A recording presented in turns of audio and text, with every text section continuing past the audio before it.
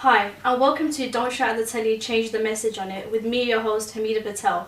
So today's discussion is on the future of work, and we are delighted to welcome James Woudhuysen, who is a visiting professor in forecasting and innovation at London South Bank University. So James, would you like to tell us your thoughts? Most people, when they're considering the future of work, need to remember that until a few years ago, the prospectus was very optimistic. People thought that IT would increase productivity, that it would bring us lots of insights about customers, that everything would go swimmingly in the office, and all of that. Two academics at the Oxford Martin Institute at Oxford University came to a very different conclusion. In fact, what they said was that 2/3 altogether of American jobs could be taken by computers and robots sometime fairly soon. And every day in the newspapers now, you'll see this discussion on robots, artificial intelligence, machine learning, and all of these things which are supposedly on the threshold of taking our jobs away. The empirical picture for us out there is that we're not automating away our jobs. In fact, that job prospects are tough for the kind of jobs you do and the kind of pay you get and the quality of jobs that you will get. But are there jobs out there? Are there vacancies with not 100 people going for each vacancy? Yes, there's lots out there. So the first thing to say is, how do we square up this picture of kind of doom with the fact that really jobs are out there for the taking? Is it more dangerous than before? No. And yet at the same time, we see a big discussion on mental health at work, physical health at work, wellness at work, whatever that is, stress at work. None of us are in mining jobs, and none of you are going to be in mining jobs, or probably you're not going to be on the North Sea.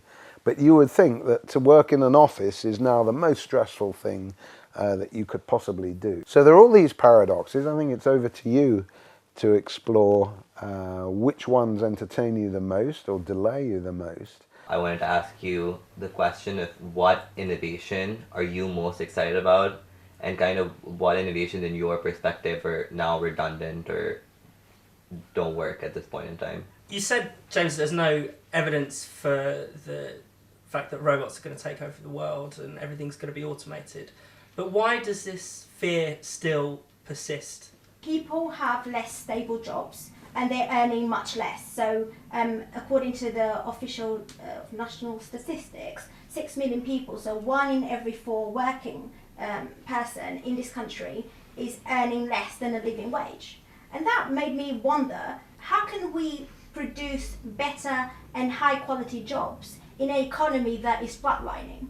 And you know, people's living standards are declining, we all know that, especially since the 2007 recession. But how can we promote better jobs when we live in a time where our political class are so reluctant to promote growth, to promote innovation, to promote big ideas, to even take risks? How do we go from there? So I wanted to ask you, at this stage, robots can do a lot of things that humans can, but what type of qualities do you think humans have that prevail over robots, and how is this going to stand the test of time? You would find that ever since the First World War, we've had technology that has been giving us the opportunity for us to get our food shopping done by ourselves instead of going to a real person. But in 2015, a study carried out showed that only 60% of people actually use those machines. They prefer to go to a real interaction between a person to a person, and they found out that it was mostly young people who tend to use the self-service desk gate. So my question is, what does that show about the future of our interactions between people? I think the loveliest innovation that I was just reading about recently is probably nuclear fusion. And all the people who are involved in falling off the roofs of houses, installing solar panels, all of those efforts to kind of create make-work jobs, which are labour-intensive, not very automated really, they would benefit a lot by doing something more interesting if all of our energy needs were taken care of by ITER, it's called, ITER, which is a multinational innovation project, not for nuclear fission, which creates a lot of radioactive waste, but for fusion. You've got to contain a plasma at a very high level of centigrade. That way, eventually, they hope in 10 years' time, it may generate more energy than you actually put into it to keep the plasma in place. And that immediately raises the question, well, what are you going to do with all those renewables jobs? Leave aside the old coal industry jobs being let go. And I think what that suggests to me is that as you develop wholly new industries, and fusion would be a wholly new industry, we started building those kinds of reactors in quantity, you need transitional measures to look after people who are displaced from the old industries while they're waiting to train up for and join the new industries. Those new industries need to be, as you hint, Marisa, not just full of new jobs, but full of high-paying, high value-added jobs. And they also need to be highly productive, competitive on the world economy. So what we need to do is think about new sectors of production which square a difficult circle. How do you do that? Well, it is possible a bit, because if you look at the British car industry, for example, it's had increasing output all the time, decreasing number of jobs, highly productive, quite competitive. It's only number 2 to Germany in Europe, and yet the jobs, even though they diminished a bit, are still considerable in Nissan, in Toyota, and in all of these major suppliers. And then you've got all the ancillary jobs around that in petrol stations and repair, and there's quite a lot of robots there. And this goes to your question, what can we do that robots can't do? Quite a lot at the moment. And that's why you'll find that robots, which are perhaps the most evocative form of IT and the most entrancing, we really find robots working alongside people in industry, not taking their jobs. What can they do that we can't? Well, I'll tell you one thing, they can't stack that on that fairly neatly with any precision, or with even the oldster's speed that I muster in that. And that's what's called Moravec's paradox, which is in some ways the easier the job, the more difficult it is for robots. If you ask them to calculate, how long does it take the light of the sun to reach Jupiter, or something like that, they can do it in a second. A difficult job is actually easy for them. But stuff that relates to tacit knowledge, which is kind of doing something like that, they're not going to be able to do that for quite a long, long time. Now, they are getting smaller, they're getting more mobile, they're getting cleverer, but the most famous example that's always adduced by the recent writers on IT is a very clever piece of software and a whole system called Watson, made by IBM, named after the founder of International Business Machines. And Watson famously won a quiz show called Jeopardy, and everybody points to that. If it wins a quiz show, we have artificial intelligence. To win a quiz show, especially today's quiz shows, doesn't seem to me to be too demanding as an intellectual feat. And as I always ask, when it won, did it know that it had won? Could it make ethical judgments, spiritual judgments, political judgments? The answer to all of that is no. Right? It can recognize facial expressions. When driverless cars come in, if they come in, they will probably be able to recognize somebody going like that on a street, or another driver going like that. So it's not difficult to register anger or amusement through machine vision and so on. But for all the really difficult things, which are what qualify us as human, robots and IT are not so clever. For the moment, therefore, they're rather expensive, and that means that the actual deployment of them is much slower than we would like, perhaps. I say bring them on, because wages are low, because regulation is high, because they need installing, debugging, upgrading, disposing of, handling the waste that comes from them, and all of that. There's quite a lot of problems associated with any real-life situation. The science fiction myth and the apparition before us all is of them taking over. That was really started by Mary Shelley with Frankenstein, continued with Terminators 1 and 2, but in your lifetime, you're going to see more of them, not that much of them, and they are not going to substitute for nurses, doctors, and many other professions for a long, long time. Do you believe that they one day could, though? Well, what's one day? You know, John Maynard Keynes said, in the long run, we are all dead. For a long time, IT has been able to give you some medical answers when you report your symptoms. There are a number of humanoid robots being developed by Japanese manufacturers and others. They are being used with surgeons to do remote surgery and so on. And, you know, there's progress there. So there is progress in a lot of these fields of IT. The weasel word that you've all got to watch for is exponential growth. Now, actually, if I throw this up in the air, it's coming down, even with a bit of wind resistance, it's coming down at a non-linear rate, 32 feet per second, and it's accelerating. That is a kind of exponential phenomenon. If you try to get a broadband line installed for your filmmaking by BT within the next week, you will find that IT does not move at an exponential rate. And the wider picture is all the IT installed has not done much for productivity. There's less and less investment in IT as a percentage of gross domestic product. So, you know, there are these considerable barriers to innovation, which our booster friends in Silicon Valley and in DreamWorks and elsewhere in Hollywood never want really to consider. And the biggest barrier right now is there's a crisis of capital investment in the West. People don't want to invest, they don't want to take a risk. Apple has $200 billion in overseas banks earning nothing because they'd rather earn nothing in interest than put it in laboratories. So that's the problem we've got, and which is why the picture of IT-induced unemployment is at variance with the facts. We're not making the investment, not just in IT, but in all machinery and buildings and all of that. Do you think that there are certain kind of areas that may be slightly untouchable regarding robotics, that we're quite like resistant towards getting involved in that kind of stuff? What do you make about the excitement over the gig economy of apps like Uber and Airbnb?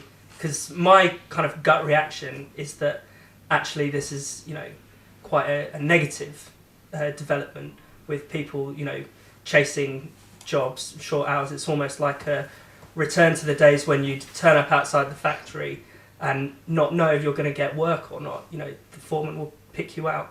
But people seem to be very excited about it because it involves apps and technology. So what do you make of that kind of paradox? You know, there are some jobs in hospitals and so on which people are likely to be resistant to.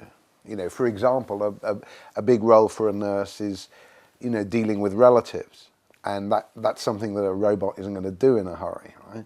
There are other more personal jobs about personal hygiene, let's not go there, that you might actually prefer a robot to do it because it's got no brains to speak of, no emotions. And the choice of technologies that we go for includes a lot of what you talked about briefly, which is bad innovations. When I think of bad innovations, I'm thinking smart meters in the home. They're not going to tell you anything in a hurry. They're just a complete waste of about £11 billion. Right?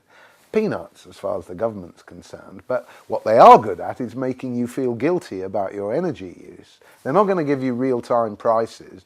They're not going to say, well, listen, do that, you know, dishwasher cycle at 3 a.m. in the morning, you'll save 1p, because to do that would be even more expensive. But they're going to make you more energy conscious and more nervous about, you know, doing what you'd like to do in the home. And we need to remember, don't we? You know, lots of people don't work with IT at all. You're not working with IT if you're on a gig economy kind of kick from Albania picking raspberries in an English field. You know, they don't have a driverless tractor there. They've got no satellite-guided precision agriculture. You've just got a lot of grunt work. And that really is the story of the future of work today. For all the talk about automation, we're really much more dealing with labour utilisation than with capital investment. It's more immigrants, more long hours, shorter lunch breaks or no lunch breaks, longer commutes, poor pay, acting up all the time to, when you're not paid extra because somebody's ill, right? And there's some resistance to that, but not the old style stuff. You're not getting any strikes. You're getting people throwing a sickie. There's websites now, 19 ways how to get revenge on your boss. Most of them fairly trivial and stupid. So, collective action against the downside of work, that's changed because there isn't any really to speak of. And if there is, we're looking at, say, the RMT on the Southern Rail line protesting that new arrangements for one-man operation, which is an example of automation, would endanger passenger safety. You and I know that actually that's not really true. And yes, there's too many passengers crowding on the platform and the trains, but the problem is not one-man operation. The problem is a lack of investment more generally. And so the protests against new forms of work, degraded forms of work sometimes, are weak, they're not very collective, and they are often appearing to be against technology. Now that brings me to Uber. We got here by Uber, and in fact we had the same problem, no investment in the road network, tons of safety red lights and all of this stuff. Is it the greatest thing since sliced bread from the consumer's point of view? Not really. Are they really bringing progress to the world economy? Not much. The gigs are very labour intensive, they're hard work, you don't get a holiday in a hurry, you don't get any trade union rights in a hurry, you don't get much really, just a lot of harder work. Old style cab drivers always had that, but now Uber has sort of taken the exploitation to a fine art. We don't want to say no to Uber, right? That's wrong, right?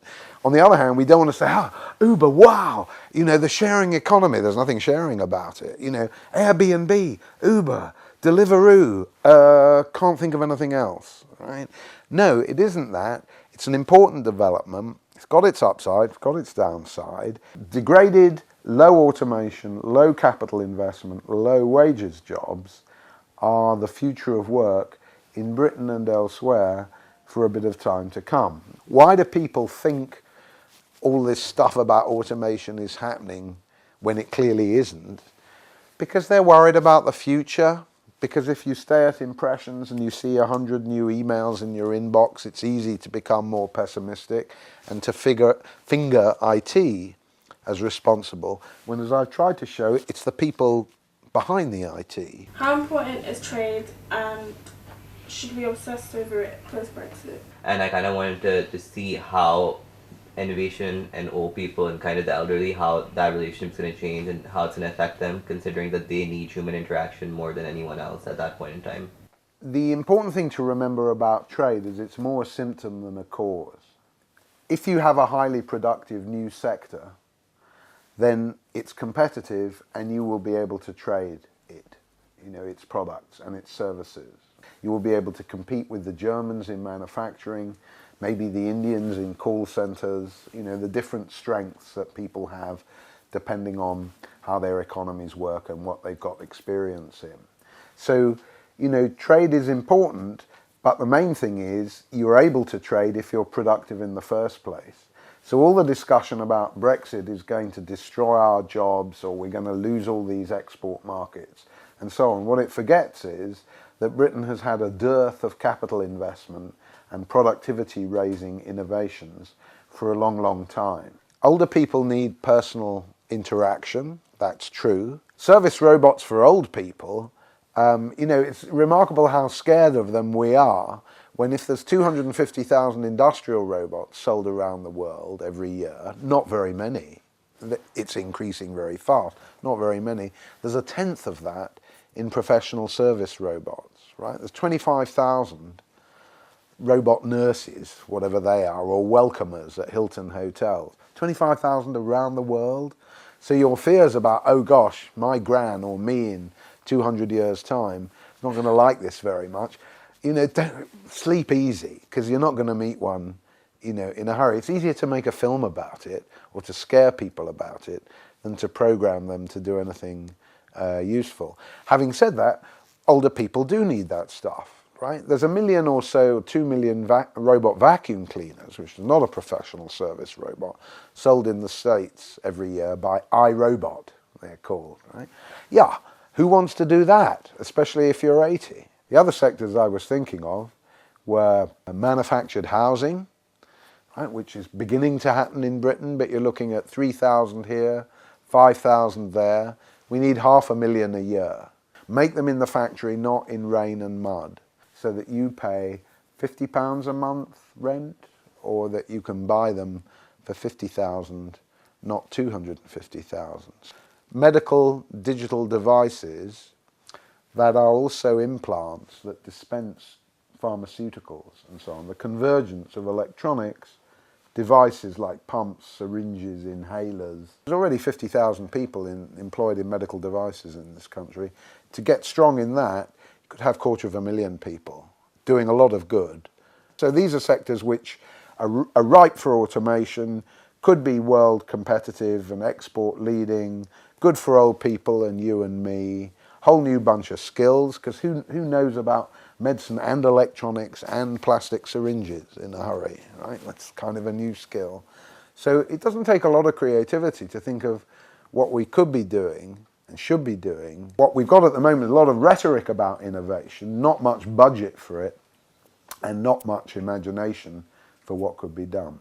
Do you think that in a lot of this discussion about work and new jobs, it seems quite fatalistic and it seems to be entirely driven by what technology is going to emerge from research or whatever?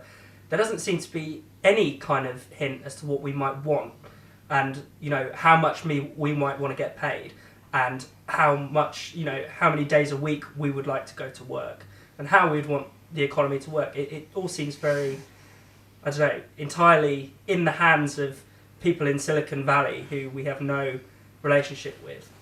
Well, I think that's right. There's a lot of boosters, there's a lot of people who never move outside the world of wired and so on. And often there's too many economists who know nothing about technology, and especially nothing about the barriers to technology. One of the ways this works itself out is technology is regarded as IT. That's not true. Technology is energy, it's medicine, it's biology, it's agriculture, it's construction. IT plays a role in all of these things now, but to reduce it to IT, that really is dumbing down. I was just going to ask, do you think as a society, like our generation is too sensitive to maybe thinking outside the box a little bit and being forced in that direction, think outside the box? Are we too sensitive to take that?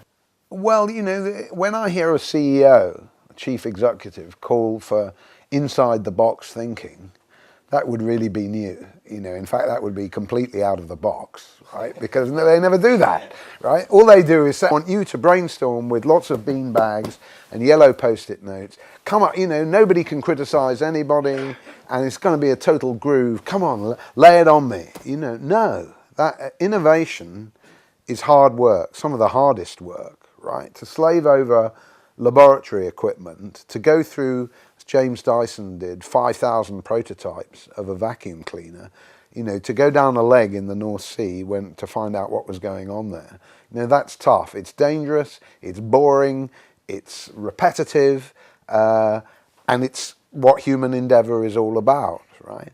Right now we don't have much encouragement for that because it's all meant to be a bit macho and passé. No robot is going to do a laboratory experiment the way that you or I could do, or Einstein could have imagined it, right?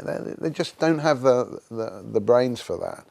The best preparation any of you can do for jobs is leave home, don't live with your parents, right? And still less with your grandparents, right? And get the first job you can, because it's harder, to just keep delaying things and not get a job, and then your employment record or your CV looks bad. When you're talking about the lack of imagination in today's society, I couldn't agree more with you, because a lot of people say that we're living the third industrial revolution, right now. Fourth, actually. Oh, the fourth now. Yeah. All right, I'm losing track of it, you see. Yeah. But when I compare it to the past, where electricity was developed, where indoor toilets, running water, for me that's like real development. So I find it quite interesting that now they've think that the fourth revolution is a mobile phone and is a PC. But on a different note, do you think there is still a chance for manufacture in Britain? Because if we look at, for example, the 50s, Britain was producing almost, was it 25% of the export goods, and as well as employing about, about 40% of the working population, whereas now it's only about 8%. So a lot of people say, oh, we shouldn't be concerned about that, about the decay of the industry, because we are an economy of ideas. So, there are that suggestion where we now develop the ideas and then we send it off For the Bangladeshis to do the work. To manufacture. But do you think it's a problem to have that isolation between the creative process and the actual production process? Well, that's a very good question, if I can just answer that, right? I can't think of anything more patronising to Bangladesh or anybody else. We're the architects, let them do the building. We got the brains, they can do the grunt work, right? It's extremely condescending. And, we don't live in an ideas-based society, right? Otherwise, why are we hearing year in, year out that a robot is going to take your job when all the evidence is the opposite, right? There's no new ideas really to speak of. Now, the issue that you raise about manufacturing is we can't be nostalgic or sentimental about it, right? There's no special merit in things as against services. On the other hand, if you want to build new houses, you can have them ferried in from China. You've got some shipping costs there, right? You've got some containerization to get through. You've got a more and more protectionist world where trade barriers are actually increasing, right? So for an industry that's down home, so to speak, literally, you do need manufacturing to make the steel, that make the cement, the process industries, and then assemble them, which is manufacturing. Manufacturing isn't the whole of industry. There's extractive industries, process industries. You need all of that, right? And shale gas to make the energy for the factories cheap, right? And to make plastics, because you need that. And we need plastics for lighter cars so that they'll go further if they're electric and all the rest of it. You need hardware, definitely. You can't get out of it. Should it be, made from factories with floors you can eat off? Yes. Should there be lots of robots down there? Yes. Do we need nicer looking and better operating factories with great architecture? You betcha. Right? So the romance of making things should not be downplayed any more than we get nostalgic or dewy-eyed about the 50s. 50s wasn't much fun. Manufacturing, not much fun. It's much more harder now, and it's not feasible for people of our generation. I think it was easier for your generation to easily go out and get a job and then go on and get another job on top of that. But you're forgetting that with our generation, you need a degree to get a good job. In London, the housing market is saturated. You need to remember the fact that even though you're a graduate, you see graduate schemes that are asking for, your salary would be 18,000 a year, which is a joke. And then you see things like, oh, you need more experience, but you just graduated from university, you need to have 2 years. You can easily say those things, but it's not feasible for us to do. Yes, there are difficulties that young people are facing, but the older generation had, many more hurdles than you guys, and than me and you. And I think instead of, being fatalistic about it, go out there, campaign for economic growth. Go out and campaign and demand that the government does more, creates more, so that we all have enough jobs and with better wages. Also, I think you're forgetting the social restrictions that were put on that generation, the ones before it, in relevance to women, people of color, kind of how morally and ethically we've come forward a little bit. Not as much, but we are progressing. And at the same time, I think the point he was trying to make was just start your career off as early as possible. It's not about living with, the point is to not get lazy and get comfortable in its own, just keep going and get it started as soon as possible. So you made the point on how there should be more investment into innovation in work. However, a lot of people would argue that would mean leaving behind a bunch of people who own sort of flatline businesses. So what is your moral perspective on that? Do you think that we do have a responsibility to help these people? And if we don't, how will investing in innovation eventually help the economy and everyone as a whole? But I feel like people that are not interested in technology, where does that leave them? What about those people that are interested in arts and films? What sort of role do they play in that in the future, basically? We are doing some of the jobs that technology is supposed to be making to be easier for us. You are going on a holiday, which almost every Brit does. You go online, you search for your flights, you search for your hotels, you search for your insurance, you search for everything yourself. To do this jobs before, agents. You don't see many agents around these days. Why? Because you don't actually need them as much. You can do everything online. But you put in so much time and effort, and for example, an average of 10 hours, which used to be a job for someone else. You know, do young people have it tough now? Yeah, a bit. It was a different kind of toughness when I was a lad. And the point that you make, you know, if you were black, you know, there's some racism around, but if you were Asian in East London 40 years ago, it was a complete scourge. It was on the street, in your face, from the police and the far right, in a way it just isn't now. You know, it just isn't there. It's tough. That first job is tough. The only point I'm making is don't be complacent. Don't blame the older generation because they had problems in their day.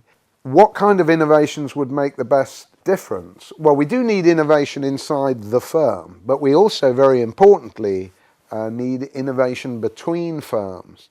And if you've got a lot of mom and pop businesses that are flatlining, that are not doing very much, they're supported by low interest rates, very easy insolvency regimes. You know, you can come back from being bankrupt. You won't be bankrupt. And all of these things. Why are they going to adopt a new innovation? If the mom and pops have to go out of business, because that's the price of building new sectors, like I said already, then we need a lot of clever transitional measures. Not welfareism. We need some pay, a lot of good education, including the sciences for humanities people. And lots of artists, if you know your Paolozzi or David Hockney or any filmmaker, they're always fascinated by technology. They made art with technology, about technology. They're always very interested in that. They weren't Tracy Emin saying, look at my bed, you know, that's a work of art, right? They're interested in computers, rockets, space, stuff like that. Innovation, science is romantic, right? You can tell a story about it. It's terrific. You know, Einstein's work with which he revolutionized modern physics, 600 words long, right? It's like getting in a Porsche. Put the foot down, you're at the end of it. Right? That's it. That is romantic. To change the whole world of the view of the universe in 600 words, that's really special. Now, your point is, you're right. Since the invention of the self-service supermarket, somebody mentioned Piggly Wiggly, it was called, with turnstiles, people have been doing their own work rather than the retail shop, you know, doing the work. We've now got the self-checkouts, yes. And in travel agency, which was a part of retail, those jobs have gone through IT. But that's not the whole story, right? People go on about travel agents, right? And there are one or two other silly old occupations that, you know, we don't see much of it very more, and say disintermediation, right? There's the holiday, there's you, the middle will go, and there's going to be millions of job losses. They go back to the same old sectors. In America they do this as well. And in fact, there isn't that much change really to do with IT. There's a bit, you know, but if you lower the cost of things, then the demand should go up, in principle, for it, yes. Robot-made houses, more demand for £50,000 homes, not £250,000 homes. Then you've got an expanded market. So you might have more jobs at the end of that, right? Maybe, because everybody's going gangbusters wanting these new homes. So once again, it's important to go beyond impressions. Yes, the capitalist class would like you to do the work, pick your holiday. Yes, it was a bit of a bore, though you got more personal service going to a travel agent. But no, that's not the end of the world of work as we know it. It's actually what's conceived of now is low on the imagination. If you take the department store, that combined, the safety lift, sheet glass, the mail order catalogue, the refrigerated railroad car, Good Housekeeping magazine, the United States Postal Service, fixed prices, no haggling, whole lighting system so you could illuminate it at night. You had mutually interlocking innovations that made a whole new sector. Where's that in retail now? It's just not happening, right? You are not seeing a fusion of medicine, manufacturing, education, live music, and about 5 other technologies, making a whole new retail sector. What you're getting is every little bit helps, you know, from Tesco. That's no way to run a railroad. And therefore I think you're quite right to say we should be demanding more. We can indict them for spraying away tons of cash, right? For preferring it to spend it on wars, for talking a lovely talk about innovation and knowing nothing about it, right? They're all student politicians now sitting in the Palace of Westminster when they're not 900 lords with funny hair, right? What do they know about nuclear fusion, the origins of the department store, machine learning, Morovich's paradox? They don't know nothing about that. They just want to tell you that, you know, be scared for the future or be absurdly optimistic for the future with technology. We can do better, and we will do better. Well, that was a great note to end on. Unfortunately, that's all we have time for. I would like to thank all of our volunteers and James Woudhuysen for taking part in this discussion. If you would like to take part in Don't Shout at the Telly, then please email us.